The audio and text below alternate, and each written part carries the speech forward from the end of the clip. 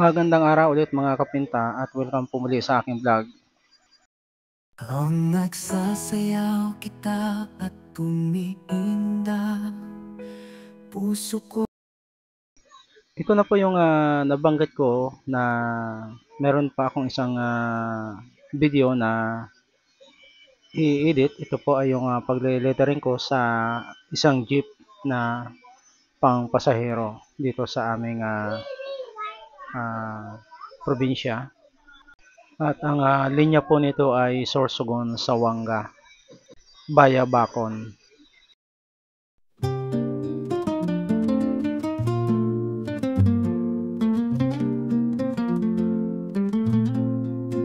Burak na maugma sa puso ko naging rana. Matagal na rin po ako sinabihan ng may-ari nito nung yung lalaki at matagal din po bago na letteringan ito at ngayon po ay patay na yung may-ari yung lalaki bago mag-pista dito sa amin nung mga nakarang buwan at sinabihan din ako ng kanyang asawa na ipagpapatuloy pa rin yung pagpapalettering nila ng kanilang jeep kasi kailangan i-rehistro sa LTO. Ang akala ko ay meron na siyang pinturang puti dito sa aking pagliliteringan. Subalit nung dinala na dito sa akin ay wala pa pala kaya napilitan ako ang magpipintura ng kulay puti. Kaya kung napansin nyo ay nilagyan ko muna siya ng tape at mga papel yung mga part na hindi kailangan mapinturahan ng puti. So yun ang unang ginawa ko at yun naman talaga ang dapat na gawin kung kayo po ay magpipintura lalong-lalo na kung ang gagamitin nyo ay pang-spray. So napakadumi na ng kanyang pintura at halo-halo na may kulay yellow, may kulay green at puti.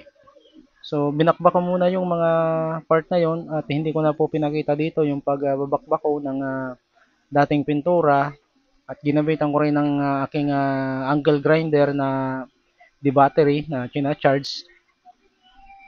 Kaya medyo madali po yung trabaho ng pag-aalis ko ng dating pintura.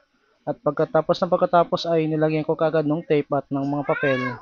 Kasi isang araw lang po ang usapan namin ng may-ari na kailangan matapos ko itong jeep na ito kasi kinabukasan ay may biyahe na po ito. Kaya kailangan matapos sa maghapon.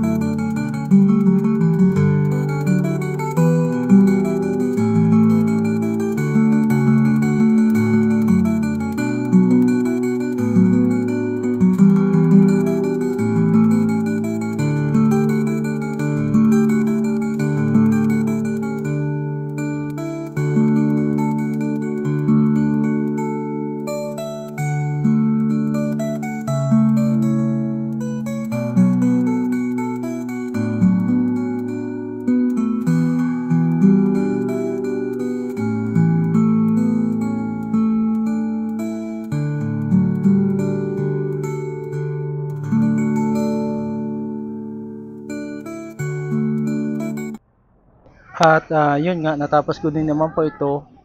At medyo maaga pa ako na natapos itong aking ginagawang paglilittering dito sa jeep. Siguro mga alas 4:30 ay tapos na po ako sa paglilittering dito. Hindi ko na po ito ginamitan ng grid lines kasi pag ganun po na may hinahabol ako ng oras, hindi ko na po ginagamitan ng grid lines. Kaya medyo hindi gaanong pantay na pantay yung aking mga lettering kasi yun po ay yung tinatawag na freehand lang. Gumamit din naman po ako ng roller at saka ng lapis. Subalit ginuhitan ko lang ng sa taas at sa baba nung height nung lettering na aking ililittering dito sa jeep na ito. Salamat nga pala sa aking follower na si Dudes Alraes. Shoutout sa iyo. Lagi kang nag-like sa aking mga vlog. Shoutout sa iyo, pre. At maraming salamat na rin po sa aking mga followers at sa non-followers ko po. Kasi palagi nyo pong pinapanood o sinusuportahan yung aking mga vlog. Kaya maraming salamat po sa inyong lahat. At hanggang dito na rin lang po ulit itong aking video. At paki-like and share na lamang po. At sa hindi pa po nakapollow, paki-follow na lang po. Maraming salamat po sa inyong lahat.